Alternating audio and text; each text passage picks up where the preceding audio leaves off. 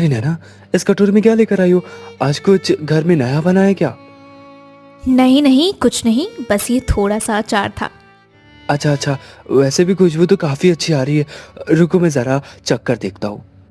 हाँ क्यों नहीं, खाकर देखो ना। रोटी और दाल के साथ मिलाकर खाना और ज्यादा टेस्टी लगेगा। हाँ, सच में काफी ज्यादा टेस्टी लग रहा है। वैसे कहाँ से खरीद कर लाई हो इसे? अरे आप तो कुछ भी बोलते रहते हो, हर चीज खरीदने की थोड़ी होती है। इसे तो मैंने अपने हाथों से आपके लिए बनाया था। ओह अच्छा, सच में काफी ज्यादा टेस्टी है। क्या बात है, तुम इतना टेस्टी अचार भी बनाती हो? मुझे तो आज ही पता चला। शुक्रिया जी, जो आपने मेरा अचार पसंद कर लिया। अच्छा सुनो नैना, मैं कह रहा था कि कल मेरा दोस्त नीलेश आने वाला है, तो उसके लिए खाने पीने का इंतजाम पहले से कर लेना। ठीक है जी। अगले दिन शैलेश रास्ते से ही नीलेश को लेकर घर आता है। चल यार, कुछ खा पी लेते, फिर आराम से बातें कर लेंगे। हाँ क्यों नहीं। अरे नैना, टेबल पर खाना ले आओ। ठीक है जी, अभी लाई। और बता यार, भाभी ठीक है ना? हाँ सब ठीक है। और तू बता, तेरा बिजनेस कैसा चल रहा है? बढ़िया चल रहा है यार, बस खाने पीने के प्रोडक्ट्स की शुरुआत की, देखते क्या रिस्पॉन्स आता है। ये लीजिए, और हाँ, मैं आपका पसंदीदा अचार भी लेकर आई हूँ। भैया आप भी लेंगे क्या? हाँ क्यों नहीं, बिल्कुल। अगर ये अचार शैलेश का पसंदीदा है तो एक बार मैं भी इसे चखकर जरूर देखूंगा। हाँ क्यों नहीं, लीजिए ना, मैं आपकी प्लेट में परोस देती हूँ। अरे वाह भाभी, ये तो सच में बहुत ही ज्यादा टेस्टी अचार है। क्या बात है, आपके हाथों में तो जादू है। शुक्रिया भैया। इस तरह से नीलेश को अब अचार की आदत पड़ गई थी, इसलिए वो शैलेश के घर अक्सर आया जाया करता था। एक बार जब नैना के पास अचार नहीं होता तो नीलेश उसे अचार का सारा सामान ला कर दे देता और अचार बनाने को बोलता। कुछ दिन बाद जब वो वापस अचार के लिए आता है तब भाभी आपका अचार भी ले आना। अब बड़े दिन हो गए मैंने आपके अचार को नहीं चखा, आज तो मैं आपका अचार चखकर ही जाऊंगा। जी वो लेकर ही आ रही थी। वैसे आज मैंने अचार से ज्यादा टेस्टी कुछ बनाया है। आज मटर पनीर की सब्जी और पूरी बनी है, तो अचार को छोड़िए ना, इसे खाइए। नहीं भाभी, ये सब तो मैं रोज घर में खाता हूँ, पर जो आपका अचार है उसकी बात ही अलग है। मुझे आपका अचार ही खाना है, वो बड़ा ही अच्छा लगता है। अरे यार, नीलेश जी ने मुझे तो फंसा ही दिया। अब क्या करूं, अब मेरा वाला अचार देना ही पड़ेगा। अरे क्या हुआ भाभी जी, जल्दी करो ना, मुझे आपके अचार की तलब हो रही है। इस तरह से नैना ने नीलेश को अपना अचार लाकर दे दिया, लेकिन ये वाला अचार एकदम घटिया था, जिसकी वजह से नीलेश ने उसकी बुराई कर डाली। अपनी बुराई सुनकर नैना शर्मिंदा हो गई और उसने सच बता दिया।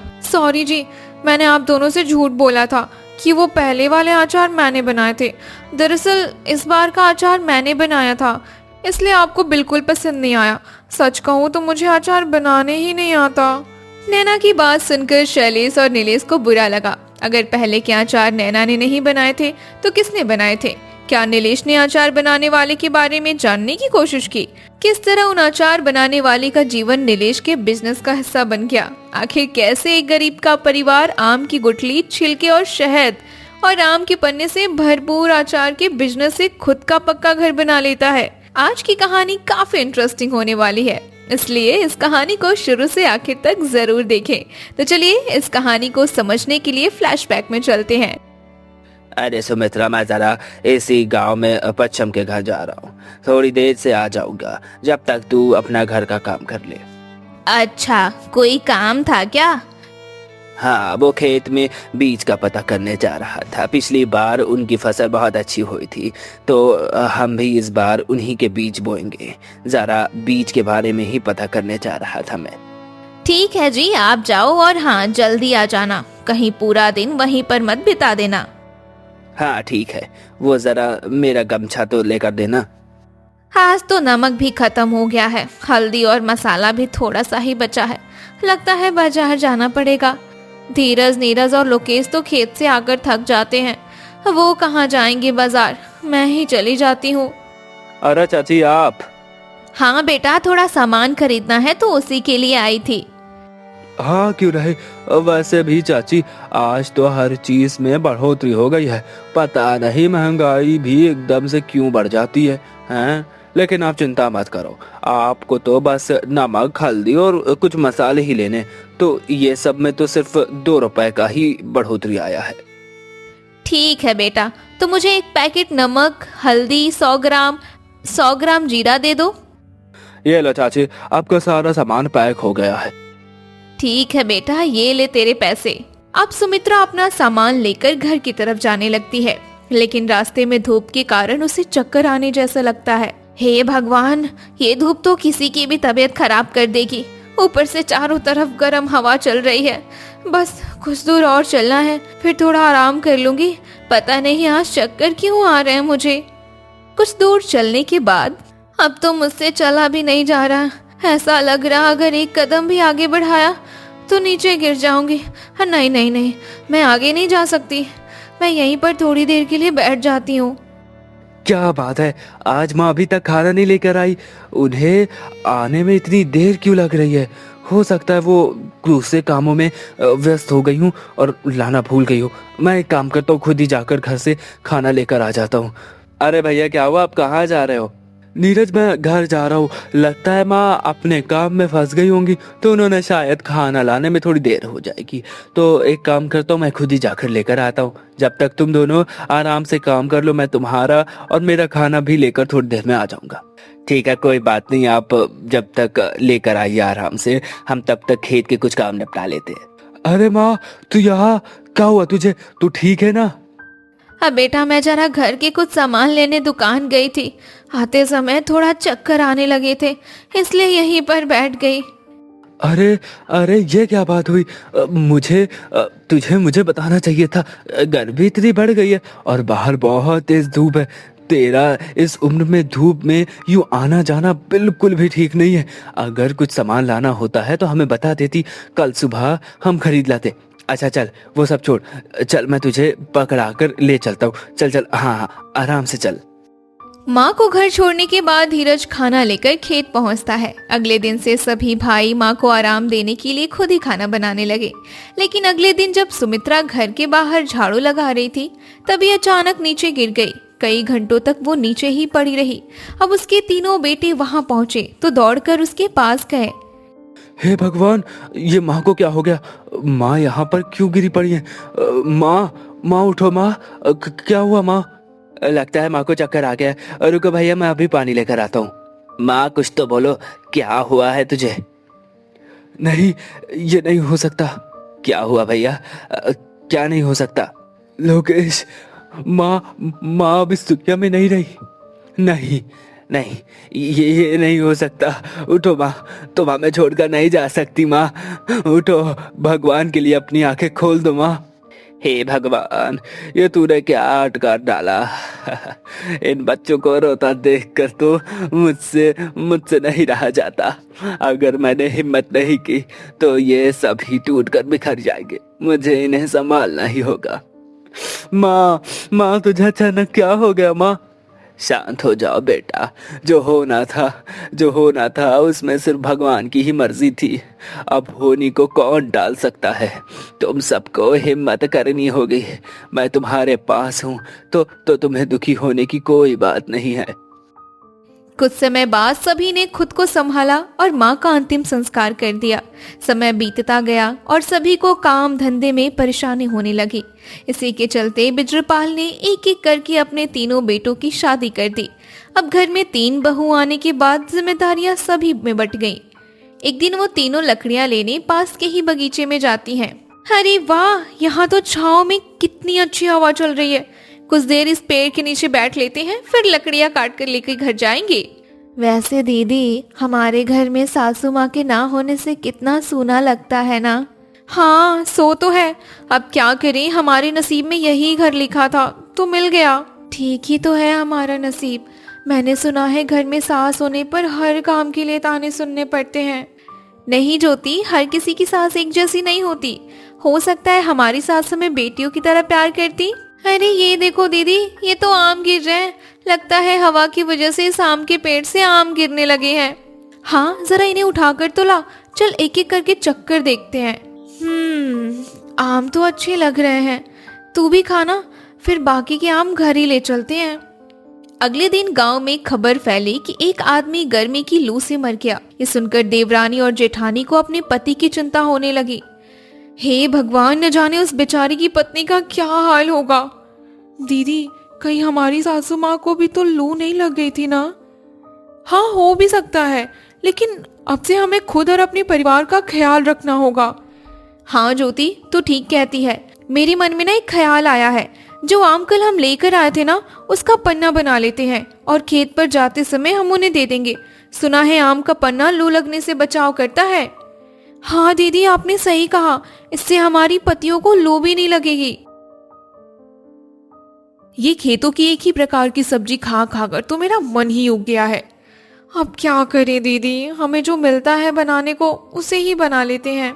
कोई बात नहीं ज्योति, अब हमारे घर की हालत वैसी नहीं है कि रोज बाजार से तरह तरह की चीजें मिल सके। हमारे आने से थोड़ा खर्चा भी तो बढ़ गया ना, तो हमें अपने पतियों की हालत को सोचकर घर में जो भी है रूखा सूखा उसी में संतुष्ट रहना होगा। ठीक कहती हो दीदी, वैसे भी पेट ही तो भरना है, इसमें क्या बहस करनी। हम सभी अपने मन को समझा ही लेंगे। अच्छा सुनो, घर में कुछ आम है ना, उनकी चटनी बना लेते हैं, हो सकता है थोड़ा मन बदल जाए। ठीक है दीदी, आप लोग खाना निकालो, मैं अभी चटनी पीस कर लाती हूँ, फिर हम एक साथ मिलकर खाएंगे। अरे वाह, ये तो बड़ी ही स्वादिष्ट चटनी बनी है। हाँ दीदी, कहाँ हम एक ही सब्जी से बोर हो गए थे, इस चटनी ने तो हमें अलग ही स्वाद चखा दिया। हाँ सही है, अब तो आम का सीजन भी चल रहा है, तो बाजार में आम सस्ते भी मिल रहे होंगे। हाँ क्यों नहीं, हम कुछ पैसे बचाकर बाजार से आम खरीद लेते हैं, फिर उनका अचार बना लेंगे। कुछ दिन बाद तीनों ने मिलकर अचार तैयार कर लिया और डिब्बे में रख दिया। लेकिन डिब्बे में रखा अचार बेस्वाद सा लग रहा था। किसी को पसंद न आने पर लोगों ने उसे मजबूरी में खाकर खत्म करना ही समझा। एक दिन ज्योति मटके का पानी सभी को देकर खुद पी रही थी। दीदी, ये जो हमारे घर का मटका है ना, किसी फ्रिज से कम नहीं है, बस इसमें बिजली का तार ही नहीं है, यही एक कमी रह गई है इसमें। अरे दीदी, आप भी ना, कहाँ फ्रिज कहाँ ये मटका। फ्रिज में हम खाना और फल रख सकते हैं और ज्यादा ठंडा पानी कर सकते हैं। इस मटके में आप उसके जैसी कौन सी बात दिख गई। सही बात है। वैसे भी अगर मटका ही फ्रिज बन जाता तो फ्रिज बनाने वाली कंपनियां क्या आम अचार डालने के लिए खुली रखती। हाँ दीदी, आपने ठीक कहा, मैं तो बस ऐसे ही मजाक कर रही थी। आप भी ना दीदी अजीबोगरीब मजाक करती रहती हो। हमारा मटका वैसे चमत्कारी है, खुद बाहर की हवा सोखकर अंदर के पानी को अपने ही ठंडा कर देता है। हवा अंदर जाने की बात से मुझे कुछ याद आया, कहीं हमारे डिब्बे वाले अचार में हवा ना जाने की वजह से तो अचार नहीं खराब हो गया ना। हाँ, हो भी सकता है। किसी चीज को एकदम से बंद कर दो तो उसमें बदबू तो आने ही लगती है। हाँ ये तो है, अगर हम अपना अचार मटके में बनाकर रखें और ऊपर से सूती कपड़ा से बांधें तो कैसा रहेगा। फिर तो मटके के ऊपर और चारों तरफ से उसमें हवा जाएगी, इससे अचार बदबू भी नहीं करेगा और अच्छा भी लगेगा। इस तरह से तीनों ने मिलकर इस बार ज्यादा अचार बनाया और तीनों मटकों में भरकर रख दिया। एक दिन उनकी पड़ोसन नैना मटके देखकर उनके घर के बाहर आती है। अरे मोनिका, ये तुम लोगों ने मटकों में क्या रख दिया। हाँ दीदी, ये हमने अचार बनाया था, जो उसी को थोड़ा धूप दिखा रहे हैं। अच्छा, वैसे खुशबू तो बहुत अच्छी आ रही है, जरा एक चखाओ तो मुझे। हाँ दीदी, अभी देती हूँ। अरे ज्योति, जरा घर में से एक कटोरी तो लाना। हाँ दीदी, ये लो कटोरी। ये लो दीदी, खाकर देखो और हमें भी बताओ कि हमारा अचार कैसा बना है। वाह, मजा आ गया, ये तो बहुत ही टेस्टी लग रहा है। सच में तुम्हारा अचार तो बहुत ही अच्छा है। शुक्रिया दीदी। अच्छा सुन, अगर कोई बड़ी कटोरी हो तो उसमें जरा थोड़ा अचार और दे देना, तेरे भैया भी जरा थोड़ा सा चख लेंगे। अच्छा ठीक है, मैं अभी आपको देती हूँ। चल ठीक है मोनिका, मैं थोड़ी देर बाद तेरी कटोरी साफ करके दे जाऊंगी। नैना का परिवार मोनिका के परिवार से थोड़ा अलग था। नैना के घर में सब कुछ स्टैंडर्ड जैसा होता था। शाम को नैना ही अचार अपने पति को परोसती है। अरे नैना, इस कटोरी में क्या लेकर आई हो? आज कुछ घर में नया बना है क्या? नहीं नहीं, कुछ नहीं, बस ये थोड़ा सा अचार था। अच्छा, वैसे भी खुशबू तो काफी अच्छी आ रही है। रुको मैं जरा चख कर देखता हूँ। हाँ क्यों नहीं, खाकर देखो ना। रोटी और दाल के साथ मिलाकर खाना और ज्यादा टेस्टी लगेगा। हाँ, सच में काफी ज्यादा टेस्टी लग रहा है। वैसे कहाँ से खरीद कर लाई हो इसे? अरे आप तो कुछ भी बोलते रहते हो, हर चीज खरीदने की थोड़ी होती है। इसे तो मैंने अपने हाथों से आपके लिए बनाया था। ओह अच्छा, सच में काफी ज्यादा टेस्टी है। क्या बात है, तुम इतना टेस्टी अचार भी बनाती हो, मुझे तो आज ही पता चला। शुक्रिया जी, जो आपने मेरा अचार पसंद कर लिया। अच्छा सुनो नैना, मैं कह रहा था कि कल मेरा दोस्त नीलेश आने वाला है, तो उसके लिए खाने पीने का इंतजाम पहले से कर लेना। ठीक है जी। अगले दिन शैलेश रास्ते से ही नीलेश को लेकर घर आता है। चल यार कुछ खा पी लेते, फिर आराम से बातें कर लेंगे। हाँ क्यों नहीं। अरे नैना, टेबल पर खाना ले आओ। ठीक है जी, अभी लाई। और बता यार, भाभी ठीक है ना? हाँ सब ठीक है। और तू बता, तेरा बिजनेस कैसा चल रहा है? बढ़िया चल रहा है यार, बस खाने पीने के प्रोडक्ट्स की शुरुआत की, देखते क्या रिस्पॉन्स आता है। ये लीजिए, और हाँ, मैं आपका पसंदीदा अचार भी लेकर आई हूँ। भैया आप भी लेंगे क्या? हाँ क्यों नहीं, बिल्कुल। अगर ये अचार शैलेश का पसंदीदा है तो एक बार मैं भी इसे चखकर जरूर देखूंगा। हाँ क्यों नहीं, लीजिए ना, मैं आपकी प्लेट में परोस देती हूँ। अरे वाह भाभी, ये तो सच में बहुत ही ज्यादा टेस्टी अचार है। क्या बात है, आपके हाथों में तो जादू है। शुक्रिया भैया। इस तरह से नीलेश को अब अचार की आदत पड़ गई थी, इसलिए वो शैलेश के घर अक्सर आया जाया करता था। एक बार जब नैना के पास अचार नहीं होता तो नीलेश उसे अचार का सारा सामान लाकर दे देता और अचार बनाने को बोलता। कुछ दिन बाद जब वो वापस अचार के लिए आता है तब भाभी आपका अचार भी ले आना, अब बड़े दिन हो गए मैंने आपके अचार को नहीं चखा। आज तो मैं आपका अचार चखकर ही जाऊंगा। जी, वो लेकर ही आ रही थी। वैसे आज मैंने अचार से ज्यादा टेस्टी कुछ बनाया है। आज मटर पनीर की सब्जी और पूड़ी बनी है, तो अचार को छोड़िए ना, इसे खाइए।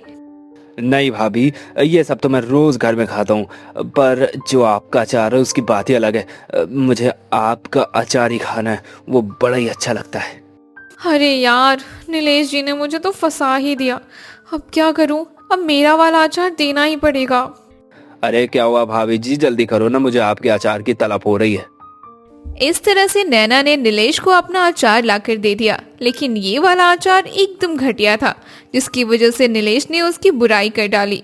अपनी बुराई सुनकर नैना शर्मिंदा हो गई और उसने सच बता दिया। सॉरी जी, मैंने आप दोनों से झूठ बोला था कि वो पहले वाले अचार मैंने बनाए थे। दरअसल इस बार का अचार मैंने बनाया था, इसलिए आपको बिल्कुल पसंद नहीं आया। सच कहूँ तो मुझे अचार बनाने ही नहीं आता। उधर देवरानी और जेठानी अपने पहले अचार से बोर होकर कुछ अलग ही सोच रही थी। मैं सोच रही थी कि हम अपने अचार में कुछ और नयापन लाएं क्या? क्या मतलब दीदी? मतलब कि जो हम बनाते हैं वैसा अचार तो हर कोई बना लेता है। मैं सोच रही थी कि हम अपने मसालों में कुछ और चीजें जोड़ें, जैसे उसका स्वाद और बढ़ जाए और हमें अचार बोर जैसा भी ना लगे। लेकिन हम अचार के मसाले में और क्या डाल सकते हैं? देखो, हम एक काम करते हैं, आम के छिलके को छीलकर उसे सुखाकर पीस लेते हैं और उसे मसाले में डालकर फिर अचार बनाकर देखते हैं। हाँ, एक बार तो कोशिश करने में क्या ही जाता है। लेकिन दीदी, पहले आप एक ही मटके में अपना जुगाड़ लगाकर देखो, क्या पता सभी को ऐसा अचार पसंद ना आए। हाँ, ये भी ठीक है। इस तरह से मोनिका ने एक मटके में अपने जुगाड़ वाला अचार बनाया तो लोगों ने थोड़ा बदलाव देखा। फिर कुछ दिन बाद कल्पना ने भी कुछ सोचा। दीदी, मैंने कुछ सोचा है, मैं आम की कच्ची गुठलियों को पीसकर उसे भी मसाले में मिलाकर देखती हूँ।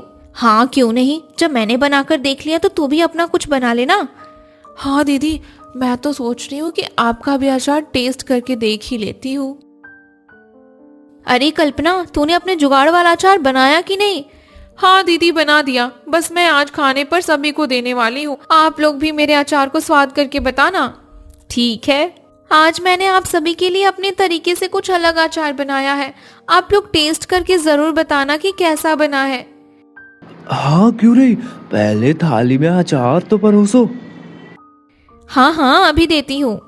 वाह भाभी, आपने तो अचार में कुछ अलग ही स्वाद बना दिया है। सच में बहुत अच्छा बनाया अचार। शुक्रिया देवर जी। कुछ दिन बाद जब सभी के लिए पन्ना बन रहा था तो ज्योति सबके लिए पन्ना बनाने में बिजी थी। दीदी, आज मैं सोच रही थी कि पन्ना में थोड़ा शहद डालकर देखते हैं। मीठा डालना ठीक रहेगा क्या? दीदी, एक बार शहद वाला पन्ना पीकर देखते हैं, क्या पता पसंद आ जाए। ज्योति, तुम बना लो पन्ना। बड़ी दीदी, पहले आप ही पीकर बताओ कैसा बना है।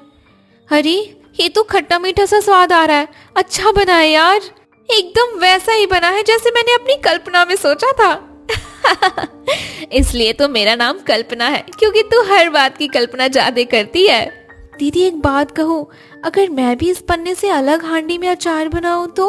वैसे आइडिया अच्छा है, अगर तूने इस पन्ने को अचार में मिला दिया तो अलग ही स्वाद आ जाएगा। कुछ दिन बाद ज्योति ने भी अपना अचार बना डाला। उसका अचार भी सभी को बहुत पसंद आया। एक दिन अचानक नीलेश उनके घर पहुंचता है। मोनिका, कल्पना और ज्योति जी, आप ही हो ना? हाँ जी, कहिए, आप कौन? मैं आपके पड़ोस में रहने वाली नैना जी का रिश्तेदार हूँ। एक बार भाभी ने मुझे आप ही के अचार खिलाए थे। मैं एक बिजनेसमैन हूँ। अगर आपको एतराज़ ना हो तो क्या आप मेरे लिए अचार बनाने का काम करेंगी? दरअसल मुझे आपका अचार मार्केट में उतारना है। इसके बदले मैं आपको अच्छे पैसे दूंगा। क्या हमारे अचार के बदले हमें पैसे मिल सकते हैं? जी बिल्कुल। तभी देवरानी और जेठानी के पति भी वहां पहुंच जाते हैं। आप कौन? ये हमारे पड़ोसी के रिश्तेदार हैं। ये अपने बिजनेस में हमारा अचार मांग रहे हैं और बदले में हमें पैसे भी दे रहे हैं। क्या तुम सच बोल रही हो? हाँ जी, अगर आपको एतराज ना हो तो आपकी पत्नियां मेरे लिए काम कर सकती है। हाँ क्यों नहीं, लेकिन हमारी घर की बहुएं काम करने बाहर नहीं जाती।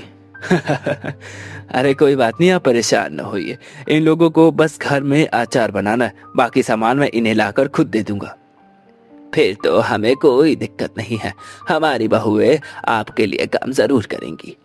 इस तरह से मोनिका, कल्पना और ज्योति नीलेश के बिजनेस के लिए अलग अलग वैरायटी में अचार बनाने लगे। उनके अचार के स्वाद ने लोगों का मन लुभाया और नीलेश का बिजनेस एकदम से ऊपर उठ गया। इस तरह से मोनिका, कल्पना और ज्योति महीनों का 40,000 रुपए कमाने लगी। कुछ ही समय में उनके परिवार ने नया घर बनवा लिया और गांव में आराम की जिंदगी जीने लगे।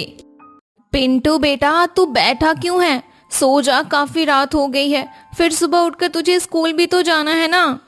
माँ मुझे नींद नहीं आ रही, मुझे गर्मी में पसीना हो रहा है। अच्छा ठीक है, मेरे पास आ जा, मैं तुझे हाथ वाले पंखे से हवा कर देती हूँ। माँ हाथ वाला पंखा भी कितनी हवा देगा? जब आपका हाथ थक जाता है तो आप पंखा चलाना छोड़ देते हो, फिर उसके बाद मुझे और भी ज्यादा गर्मी लगने लगती है।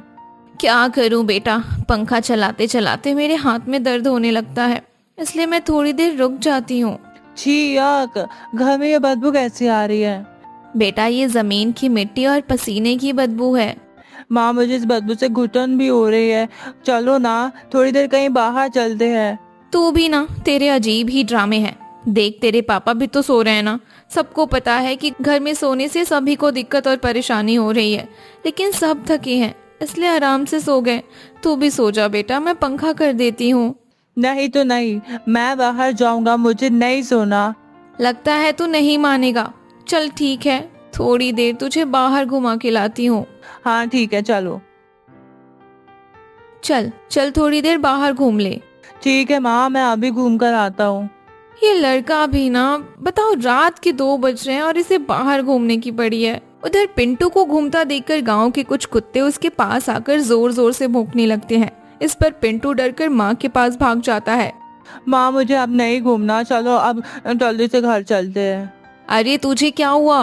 अभी तो घूमने के लिए गया था, इतनी जल्दी तेरा घूमना खत्म हो गया? वो माँ, गांव के कुत्ते आकर भौंकने लगे। अच्छा, तो जनाब को कुत्तों से डर लग गया, इसलिए भागकर वापस आ गए। घूम ले, और तुझे रात में बहुत घूमने का शौक लगा था ना, जा घूम ले। नहीं माँ, अब मैं नहीं घूमूंगा, जल्दी घर में चलो, नहीं तो वो कुत्ते यहाँ पर भी आ जाएंगे। इस तरह अब शीला पिंटू के साथ घर में चली जाती है। कुछ दिन ऐसे ही बीतते हैं। सभी लोग को प्यास की समस्या होने लगती है। माँ मुझे प्यास लगी है, पानी दो ना। अभी तो पिया था ना। माँ यहाँ घर में रखा हुआ पानी एकदम गर्म हो जाता है, इसलिए मुझे बार बार प्यास लग रही है। तू ठीक कहता है, ऊपर से गर्मी में पसीना भी हो रहा है, जिससे शरीर का सारा पानी बाहर निकल जाता है। ऐसे में प्यास तो लगनी ही है। पानी भी खत्म हो गया, लगता है फिर से हैंडपंप पर जाना होगा। अब और नहीं सहा जाता, मैं कल ही सभी से बात करूंगी। अब मैं यहाँ नीचे नहीं सो सकती, अब मैं पिंटू को लेकर छत पर ही सोऊंगी। इस तरह शीला परेशान होकर अपने घर वालों से बात करने वाली होती है, लेकिन क्या उसके घर वाले उसे ऊपर सोने की परमिशन देंगे? गांव में इस गर्मी में पहली बार छत पर कौन सोता है? छत पर सोने में गांव वालों को कौन सी दिक्कतें होती हैं? सबसे दिलचस्प सवाल तो ये है कि शीला ने बिना धुएं, बिना कोई प्रोडक्ट जलाए छत पर होने वाली मच्छरों की दिक्कत को हमेशा के लिए कैसे खत्म कर दिया। इसके अलावा शीला ने और कौन कौन से जुगाड़ लगाए जिससे छत पर होने वाले सभी समस्याएं खत्म हो गई। पूरी बात जानने के लिए चलिए कहानी के फ्लैशबैक में चलते हैं। घर पर मोतीलाल जी है क्या? हाँ चाचा जी, वो थोड़ा भैंसों को पानी पिलाने गए हैं। आप रुकिए ना, मैं बाहर खाट बिछा देती हूँ, आप बैठ जाइए, वो आते ही होंगे। ठीक है, इसी पेड़ के नीचे खाट डाल लेते हैं। अरे भैया, आप यहाँ कब आए? बस अभी आया था। तुम तो भैंसों को पानी देने लगे हो। हाँ भैया, वो तो तुम्हें पता ही है, गर्मी एकदम से बढ़ गई। इंसान तो पानी पी पी कर नहीं थक रहे हैं, तो ये बेचारे जानवर है। हाँ सो तो है, आओ थोड़ी देर साथ बैठते हैं। वैसे भैया, ये लाइट की समस्या तो रात को एकदम नरक बना देती है। हर किसी को सोने में बहुत दिक्कत हो रही है। समझ नहीं आता कि ये परेशानी कब तक झेलनी पड़ेगी। पूरा गांव इस समस्या से परेशान है। इसी बारे में मैंने एक बार सरपंच जी को भी बात की थी। अच्छा, तो फिर क्या हुआ? सरपंच जी मेरी बात सुनने के बाद बिजली विभाग गए थे, लेकिन वहां से ये खबर मिली कि गांव में बिजली की कमी है, इसीलिए पूरे दिन बिजली नहीं दी जा सकती है। सुबह बिजली इसीलिए दी जाती ताकि जिन लोगों के काम धंधे बिजली की मदद से होते हैं वे सभी अच्छे से हो सके और आराम से वह लोग अपना काम कर सके। इसका मतलब है रात में बिजली नहीं आएगी। हाँ, सरपंच जी की बातों से तो यही लगता है कि बिजली की व्यवस्था गांव में तो अब ऐसी ही रहने वाली है। खैर, हम भी इसमें क्या कर सकते हैं जब आगे से ही कुछ नहीं हो सकता। चलो ठीक है भैया, अब मैं भी चलता हूँ, थोड़ा मुझे भी कुछ काम है। हाँ ठीक है, मैं भी चलता हूँ, थोड़ा खेतों पर जाऊँ। सुनो जी, खाना तैयार है, पापा जी से पूछ लो ना, खाना निकाल दूं क्या? बहू, आज तो खाना बाहर ही ले आ, अंदर तो बहुत गर्मी है, खाना खाया नहीं जाएगा। सुनो, पिताजी और मेरे लिए दोनों का खाना बाहर ही लेकर आ जाओ। जी ठीक है। क्या हुआ बहू? माँ जी, वो उनका और पापा जी का खाना बाहर ही देना है, आप और मैं यहीं खा लेते हैं। ठीक है, तू पहले बाहर खाना दे आ, फिर हम बाद में खा लेंगे। पंखा करो ना, गर्मी लग रही है मुझे। करती हूँ, रुक जा जरा, थोड़ी देर तू खुद नहीं कर सकता पंखा? अपनी दादी से हरदम पंखा करवाना चाहता है। थोड़ी देर कर दीजिए ना माँ जी, जब हम खाएंगे तो इसी से पंखा करवाएंगे। क्यों पिंटू, करेगा ना पंखा? ठीक है मम्मी, कर दूंगा। कुछ देर बाद सभी लोग खाना खा लेते हैं, फिर सभी सो जाते हैं। शीला अपने कमरे में थी, उसके साथ सुरेश की अलग चारपाई थी। पिंटू उसी चारपाई पर सो रहा था। आधी रात होते ही पिंटू उठकर बैठ जाता है। पिंटू बेटा, तू बैठा क्यों है? सो जा, काफी रात हो गई है, फिर सुबह उठकर तुझे स्कूल भी तो जाना है ना। माँ, मुझे नींद नहीं आ रही, मुझे गर्मी में पसीना हो रहा है। अच्छा ठीक है, मेरे पास आ जा, मैं तुझे हाथ वाले पंखे से हवा कर देती हूँ। माँ, हाथ वाला पंखा भी कितनी हवा देगा? जब आपका हाथ थक जाता है तो आप पंखा चलाना छोड़ देते हो, फिर उसके बाद मुझे और भी ज्यादा गर्मी लगने लगती है। क्या करूं बेटा, पंखा चलाते चलाते मेरे हाथ में दर्द होने लगता है, इसलिए मैं थोड़ी देर रुक जाती हूँ। छी याक, घर में ये बदबू कैसी आ रही है? बेटा, ये जमीन की मिट्टी और पसीने की बदबू है। माँ, मुझे इस बदबू से घुटन भी हो रही है। चलो ना, थोड़ी देर कहीं बाहर चलते हैं। तू भी ना, तेरे अजीब ही ड्रामे हैं। देख, तेरे पापा भी तो सो रहे हैं ना। सबको पता है कि घर में सोने से सभी को दिक्कत और परेशानी हो रही है, लेकिन सब थके हैं इसलिए आराम से सो गए। तू भी सो जा बेटा, मैं पंखा कर देती हूँ। नहीं तो नहीं, मैं बाहर जाऊंगा, मुझे नहीं सोना। लगता है तू नहीं मानेगा। चल ठीक है, थोड़ी देर तुझे बाहर घुमा के लाती हूँ। हाँ ठीक है, चलो। चल चल, थोड़ी देर बाहर घूम ले। ठीक है माँ, मैं अभी घूम कर आता हूँ। ये लड़का भी ना, बताओ रात के 2 बज रहे हैं और इसे बाहर घूमने की पड़ी है। उधर पिंटू को घूमता देखकर गांव के कुछ कुत्ते उसके पास आकर जोर जोर से भौंकने लगते हैं। इस पर पिंटू डरकर माँ के पास भाग जाता है। माँ, मुझे अब नहीं घूमना, चलो अब जल्दी से घर चलते हैं। अरे तुझे क्या हुआ? अभी तो घूमने के लिए गया था, इतनी जल्दी तेरा घूमना खत्म हो गया? वो माँ, गांव के कुत्ते आकर भौंकने लगे।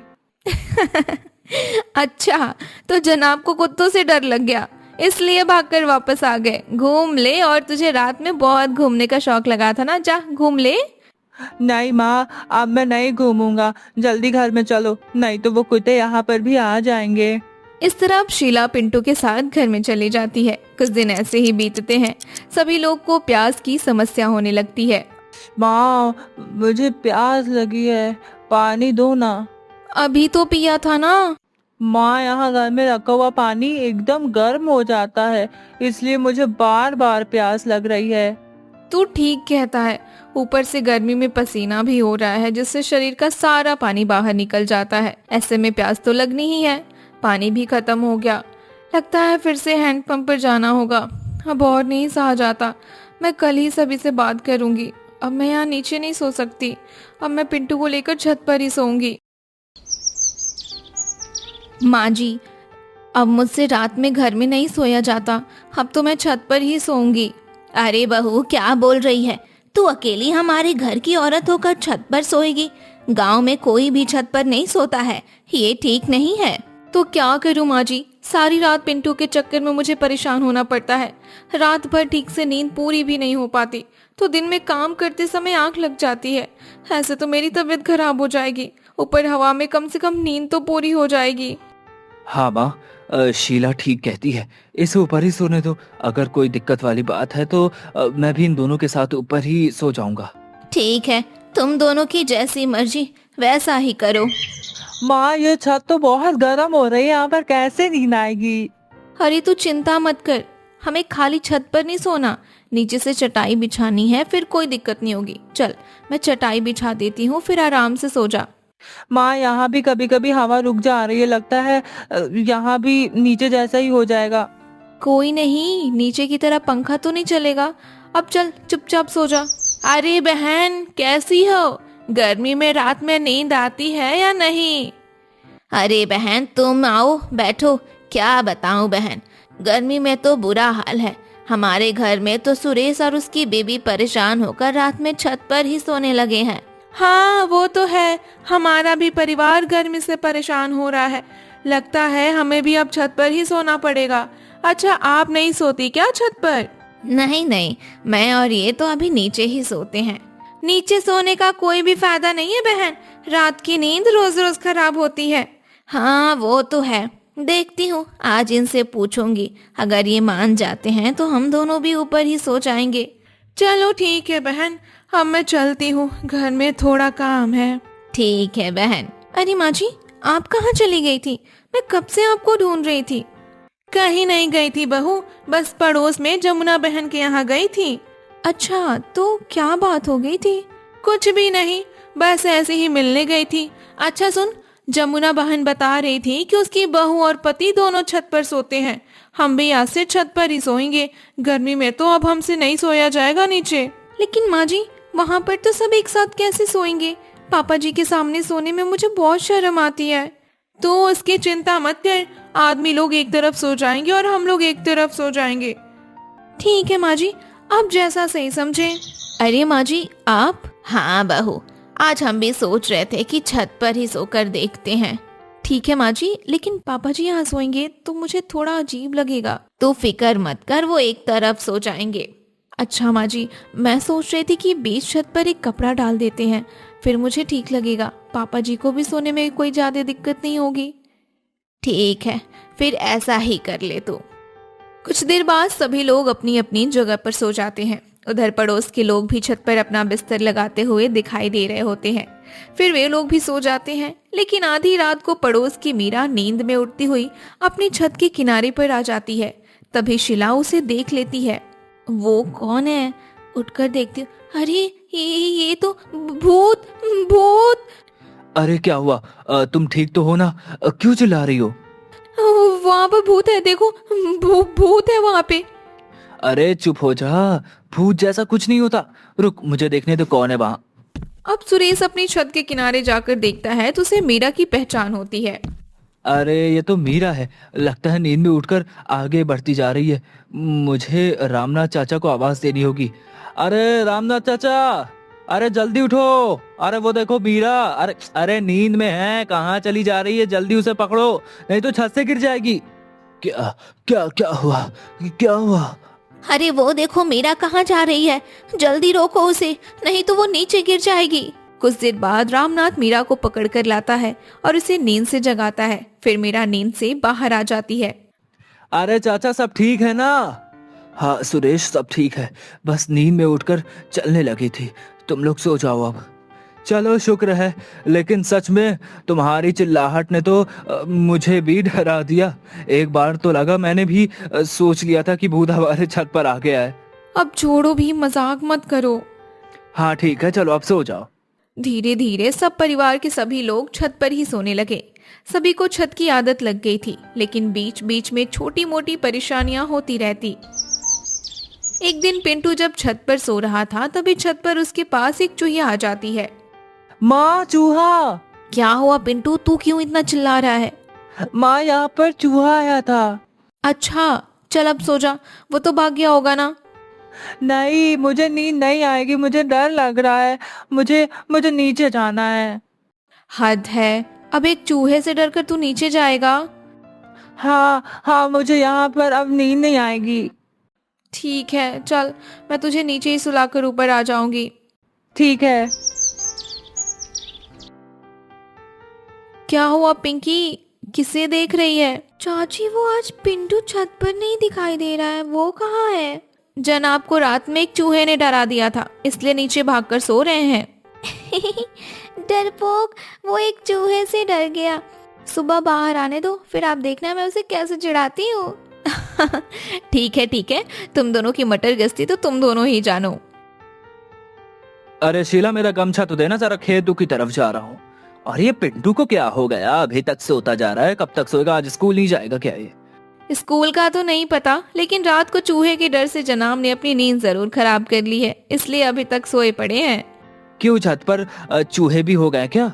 हाँ, छत पर जो एक तरफ चूल्हे की लकड़ी और उपले रखे हैं ना, उन्हीं की वजह से आ गए होंगे। तो एक काम करो, उसे साफ कर कर पूरी तरीके से चूल्हे के पास रख दो, फालतू में चूहे हमारी नींद भी खराब करेंगे। ठीक है, वो तो मैं रख दूंगी, लेकिन कहीं आपको भी तो चूहे से डर नहीं लग रहा था ना? अरे मुझे क्यों लगेंगे चूहे से डर? अरे मजाक कर रही थी। ये लो आपका गमछा, आज मैं अपना काम खत्म करके छत की सफाई कर दूंगी। इस तरह से शीला ने अपनी छत की सफाई कर दी। फिर कीड़ों और चूहों जैसी दिक्कत खत्म हो गई। अब सभी लोग आराम से छत पर सोने लगे थे, लेकिन छत पर हवा चलने के बाद भी ठंडक महसूस ही नहीं होती थी। फिर सभी ने छत पर पानी डालना शुरू कर दिया। अब छत सूख जाती है तो सभी लोग सो जाते हैं। आज छत पर लोग ज्यादा देर तक जाग रहे थे, क्योंकि हवा कम चल रही थी। आज तो हवा भी नहीं चल रही है, लगता है नींद भी देर से आएगी। ये तो रोज की बात है, हवा चलती है लेकिन शरीर में महसूस ही नहीं होती। अगर यही हवा ठंडी चले तो शरीर को भी ठंडक महसूस होने लगेगी। ठंड हवा तो केवल बारिश और सर्दियों में ही चलती है। जब हम छत पर नहीं सो सकते, क्या फायदा उस ठंडी हवा का? चिंता मत करो, मैंने कुछ सोचा है। कल से हमारे छत पर भी ठंडी हवा चलेगी। ठंडी हवा चलेगी? वो कैसे? हाँ, मैंने सोचा है, जो बीच में कपड़ा टंगा है ना, हम उसे पानी में अच्छे से भिगोकर रस्सी पर डाल देंगे। फिर भीगे कपड़े की वजह से हवा में अपने आप ठंडापन महसूस होने लगेगा। अच्छा, क्या सच में तुम्हारा ये जुगाड़ काम करेगा? ये तो तुम्हें कल खुद ही पता चल जाएगा। चलो कल देखते हैं क्या होता है। इस तरह से शीला ने कपड़ों को पानी में भिगोकर टांग दिया, जिसकी वजह से सच में हवा में थोड़ा बदलाव हो गया। अरे वाह शीला, तुमने तो कमाल कर दिया। क्या हुआ जी, आज की सब्जी कुछ ज्यादा ही स्वादिष्ट बनी है क्या? नहीं नहीं, मैं तो उस गीले कपड़े की बात कर रहा था। रात को सच में पूरे छत पर ठंडक थी, लेकिन एक बात है, छत पर मच्छर भी नहीं जाते।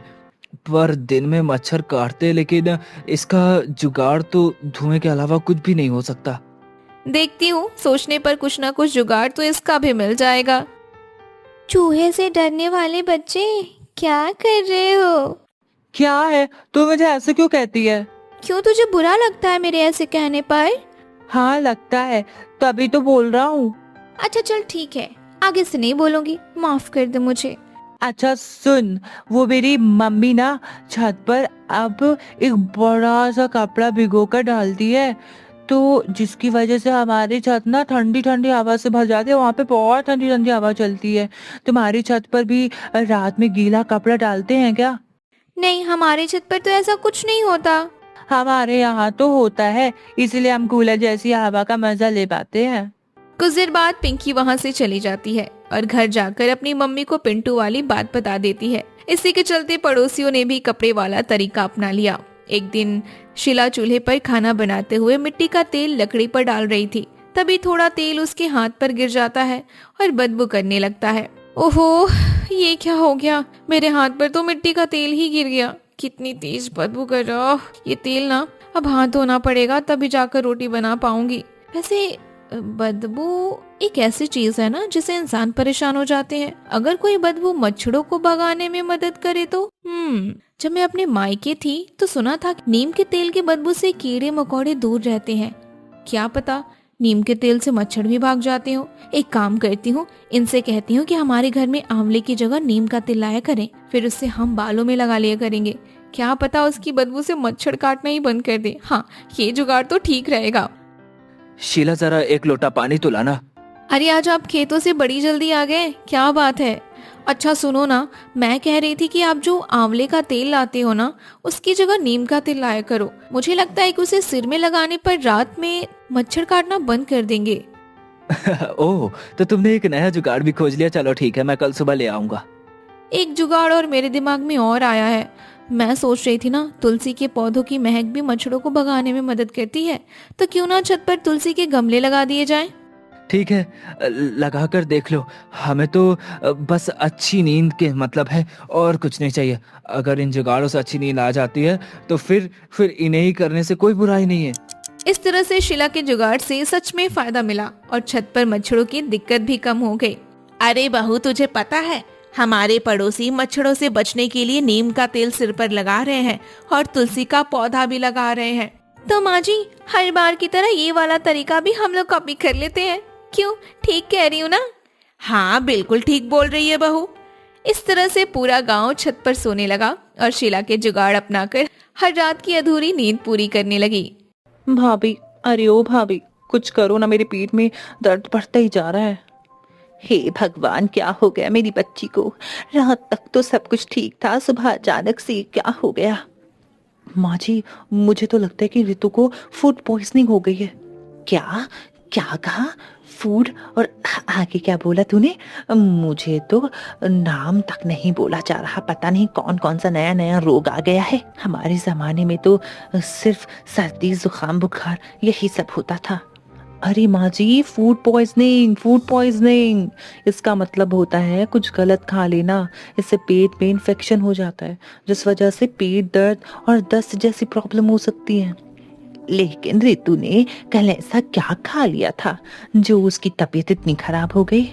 भाभी, आप माँ को समझाती रहेंगी कि कुछ करेंगी भी। प्लीज प्लीज कुछ करिए ना, यह दर्द तो मुझसे बर्दाश्त ही नहीं हो रहा। रितु, तुम चिंता मत करो, मैं अभी गर्म पानी में नींबू और सोडा मिलाकर तुझे देती हूँ। उसे पीकर ना तुम्हें थोड़ा आराम मिल जाएगा। आखिर तूने ऐसा क्या खा लिया था जो उसके पेट पे इतना ज्यादा दर्द हो रहा था, या बात कुछ और ही थी? जाने के लिए कहानी में कुछ दिन पीछे चलते हैं। अरे शीला, देर मत करो। ऐसा करो, मुझे और पिताजी को केवल चाय ही दे दो। उसके बाद कुछ भी करती रहना। आज दुकान का माल लाना है, वो आने वाला है। मालिक ने जल्दी आने को बोला था, लेकिन लगता है इन रोटियों के चक्कर में देर हो जाएगी। हाँ बहू, हम दोनों को चाय ही दे दो। बाद में रोटियां सेकती रहना, लेट हो जाएंगे। अगर हम लेट हो गए तो आज की कमाई भी नहीं मिलेगी। चाय तो बनकर तैयार ही है पिताजी। साथ में मैं आप दोनों के लिए एक एक रोटी भी ले आ देती हूँ। दिन भर बाहर जाकर आप लोगों को काम करना है, केवल चाय पीने से कुछ नहीं होगा। इससे ना एसिडिटी भी हो जाएगी। मनोज और रवि अभी खा ही रहे थे कि तभी आसमान में काले बादल घिरने लगे।